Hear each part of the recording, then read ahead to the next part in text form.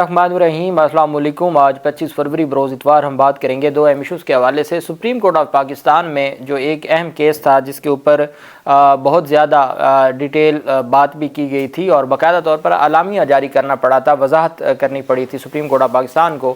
اس معاملے میں ایک تو جماعت اسلامی فریق بننے کے لیے جو درخواست دائر ہوئی ہے، اور دوسرا نگران پنجاب حکومت کی ریویژن فائل ہوئی تھی، وہ سیم ڈے ریویژن فائل ہوئی، سیم ڈے ہی عدالت کی جانب سے ریویو، بیسیکلی سپریم کورٹ میں ریویو ہوتا ہے نظر ثانی، تو ریویو فائل ہوا اور same day he supreme court of Pakistan نے اس کے اوپر پھر سماعت کی، اور same day he supreme court of Pakistan نے اس کے اوپر پھر نوٹس جاری کیا۔ اس کی تفصیل میں آپ کے ساتھ شیئر کروں گا۔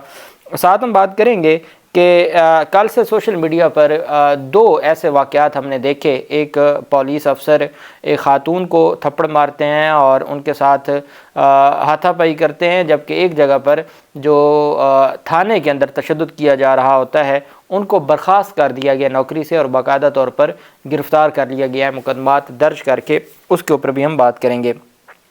ایک چیز جو اس وقت ہمارے پڑوسی ملک بھارت میں کسانوں کا مارچ ہے، اس وجہ سے یہ ایک ہمارے لیے بڑی اہم خبر ہے کہ وہاں کسانوں نے پہلے بھی ٹف ٹائم دیا اور انہوں نے پرامن طریقے سے اپنا جو احتجاج تھا وہ ریکارڈ کروایا اور کئی مہینے تک وہ احتجاج چلا۔ اب معاملہ پھر اسی طرف جا رہا ہے اور بڑے پیمانے پر احتجاج شروع ہو چکا ہے، اور جو مودی سرکار ہے وہ ہر صورت روکنا چاہتی ہے اس احتجاج کو، اور وہ کسی صورت بھی جو کسانوں کے حقوق ہے وہ ان کو دینے کو تیار نہیں ہے۔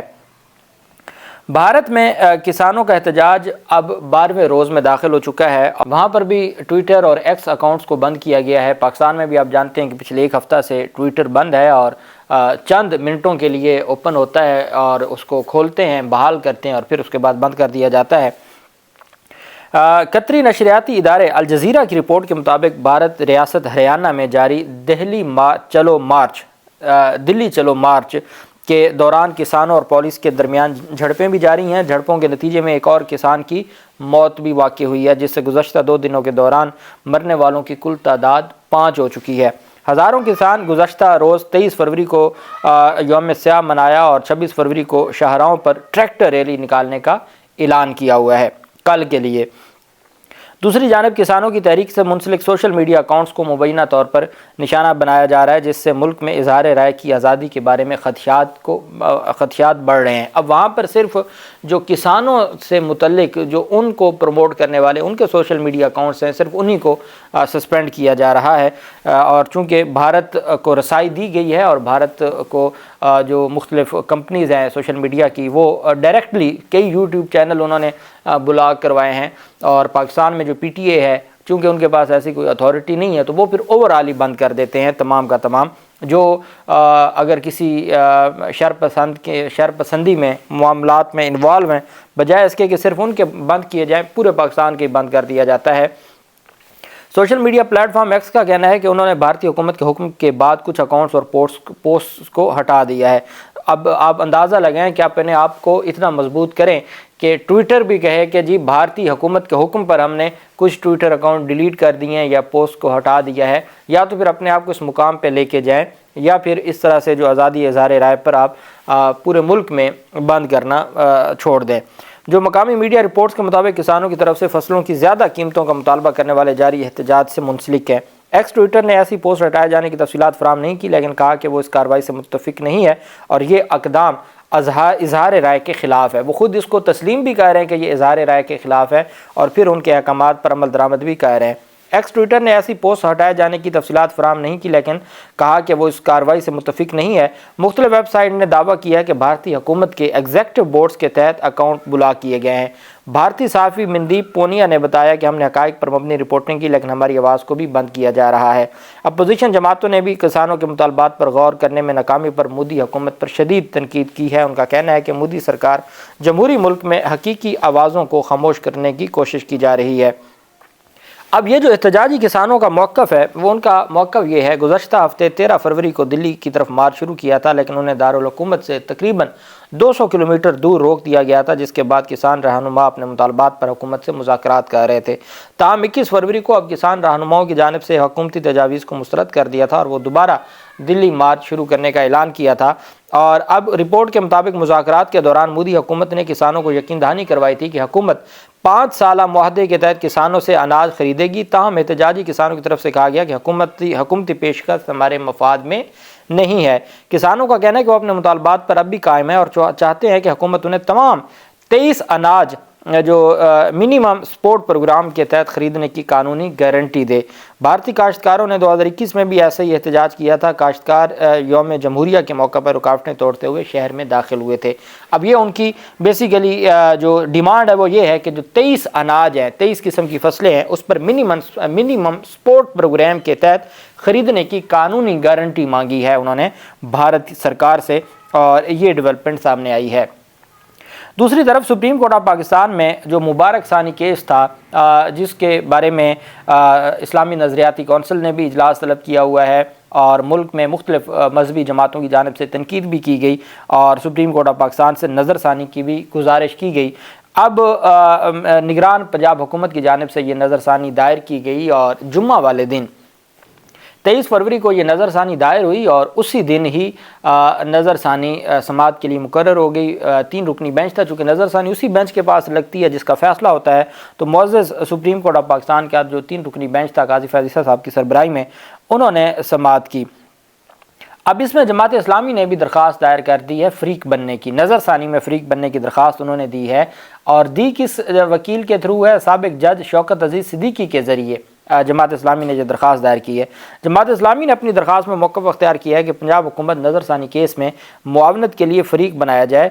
چیف جسٹس پاکستان قاضی فیض عیسیٰ کی سربراہی میں 3 رکنی بینچ پیر کے روز نظر ثانی کیس کی سماعت کرے گا، اور سپریم کورٹ نے مبارک احمد ثانی کیس میں پنجاب حکومت کی جانب سے دائر نظر ثانی کی درخواست سماعت کے لیے منظور کرتے ہوئے فریقین کو نوٹس جاری کر دی ہیں۔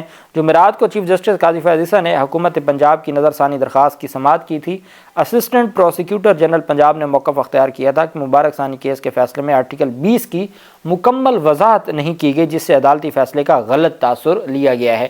یہ نگران پنجاب حکومت کی جانب سے کہا گیا تھا کہ جو آپ کا آرٹیکل 20 ہے جو اقلیتوں کے حقوق کے حوالے سے ہے، کیونکہ بیسیکلی جو علماء کرام ہیں ان کا سوال یہ ہے کہ ہم یہ کہتے ہیں کہ اگر تو قادیانی ببانگ دول یہ تسلیم کر لیں کہ وہ اقلیت ہے تو پھر تو ان کو اقلیتوں کے حقوق دیے جانے چاہیے، لیکن جب وہ اسلامی شاعر کو اپنائیں اور وہ اسلامی شاعر کو چرائیں تو پھر یہ اس کی اجازت نہیں دی جا سکتی، اور کسی بھی مذہب میں اس کی اجازت نہیں ہوتی اور آئین بھی اس کی اجازت نہیں دیتا۔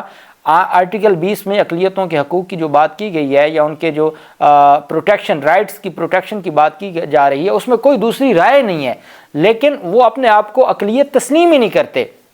یہی تو سب سے بڑا ایشو ہے کہ وہ اپنے آپ کو مائنورٹی نہیں تسلیم کرتے اور وہ اپنے آپ کو جو مسلمانوں کا حصہ تصور کرتے ہیں، جس کی وجہ سے اختلاف ہے اور جس کی وجہ سے ان کے خلاف جو مختلف علماء کرام ہیں انہوں نے کتابیں لکھی ہیں، اور ختم نبوت کے حوالے سے جو ہمارے ایمان کی روح ہے ختم نبوت، اس پر بھی ہمارے علماء کرام اور مذہبی جو جماعتیں ہیں اور تمام مسلمان وہ اس بات پر معزز قاضی فیض عیسیٰ صاحب سے، اور یہی نگران پنجاب حکومت نے بہت میں اپریشیٹ کرتا ہوں نگران پنجاب حکومت کو بھی، اور پروسیکیوٹر جنرل پنجاب سید فرحاد علی شاہ صاحب جو پروسیکیوٹر جنرل ہیں پنجاب کے، انہوں نے ریویو تیار کیا، پھر فائل کیا اور پھر معزز عدالت سے گزارش کی کہ جی جو مبارک ثانی کیس کے فیصلے میں آرٹیکل 20 کی مکمل وضاحت نہیں کی گئی، جس سے عدالتی فیصلے پر غلط تاثر دیا گیا ہے۔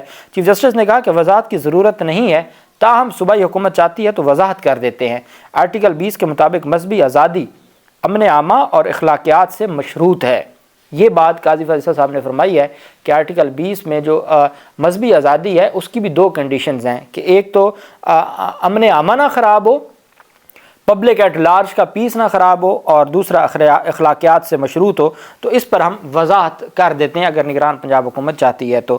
اب اس میں دیکھنا یہ ہے کہ جماعت اسلامی کی جو درخواست ہے اس کو عدالت کس طریقے سے دیکھتی ہے، اور یہ 26 فروری یعنی کل سماعت ہوگی۔ نگران پنجاب حکومت کی بھی جو ہے درخواست ہے نظر ثانی کی، اور ساتھ جماعت اسلامی کی بھی جو درخواست ہے اس کے اوپر بھی کل سماعت ہوگی۔ راولپنڈی میں شہری پر تشدد کرنے والے جو افسر تھے ان کو گرفتار کر کے مقدمہ درج کروا دیا گیا ہے، اور یہ فوری طور پر سوشل میڈیا کی جو طاقت ہے وہ ساری دنیا دیکھ چکی ہے۔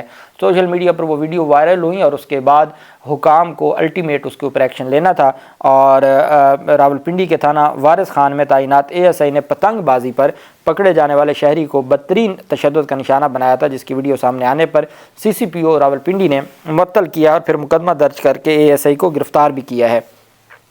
راولپنڈی کے تھانے وارث خان میں پتنگ بازی پر پکڑے جانے والے نوجوان پر تھانے دار نے بدترین تشدد کیا۔ شہزاد نامی ASI تشدد کے ساتھ نوجوان کو سنگین دھمکیاں بھی دیتا رہا۔ ASI نے شہری کو دھمکی دی کہ تیرے خلاف میں خود کارروائی کروں گا۔ شہری پر بدترین تشدد کی ویڈیو وائرل ہونے کے بعد CPO راولپنڈی خالد ہمدانی نے نوٹس لے کر SP راول فیصل سلیم کو انکوائری کا حکم دیا۔ بعد ازاں ASI کو معطل کر کے اس کو حراست میں لے کر مقدمہ درج کر لیا گیا۔ CPO راولپنڈی کا کہنا تھا کہ پولیس کی جانب سے بدسلوکی کی کسی صورت بھی برداشت نہیں کی جائے گی، کہ یہ جو بدسلوکی ہے یہ کسی صورت برداشت نہیں کی جائے گی، یہ ان کی جانب سے کہا گیا ہے۔ اور اگر ہماری جو اتھارٹیز ہیں وہ یہ سمجھتی ہیں کہ ہر صورت آئین اور قانون کے مطابق چیزوں کو لے کے چلنا ہے، تو پھر ضروری ہے کہ اپنی ذمہ داری نبھائیں، اور ضروری ہے کہ ایسے لوگوں کے خلاف تگڑے طریقے سے کارروائی ہو۔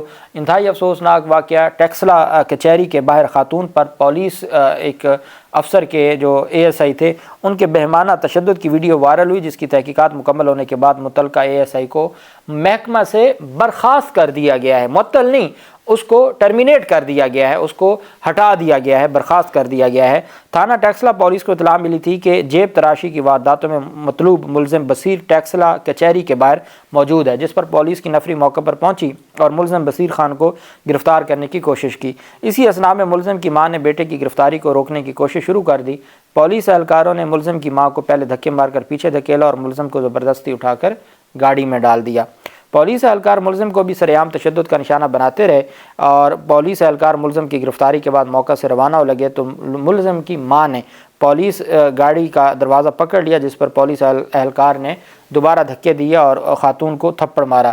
پولیس تشدد کی ویڈیو وائرل ہونے پر CPO سید خالد ہمدانی نے تشدد میں ملوث ASI امتیاز ناصر کو معطل کر کے تحقیقات کا حکم دیا، اور پھر اس کے بعد ان کو نوکری سے برخاست کر دیا گیا ہے۔ ابھی میں کچھ دیر پہلے دیکھ رہا تھا، حامد میر کی جانب سے ایک ٹویٹ تھا کہ آپ نے بہت اچھی کارروائی کی ہے، جو آپ نے برخاست کی ہے اس کا نوٹیفیکیشن بھی کائنڈلی آپ شیئر کر دیں، تاکہ عوام کو سیٹسفیکشن ہو کہ اگر کوئی اس طرح سے غیر قانونی کارروائی کرے گا تو اس کے اوپر کارروائی ہوگی۔ اللہ پاک پاکستان کا حامی و ناصر ہو۔ بہت شکریہ۔ اللہ حافظ۔ پاکستان زندہ باد۔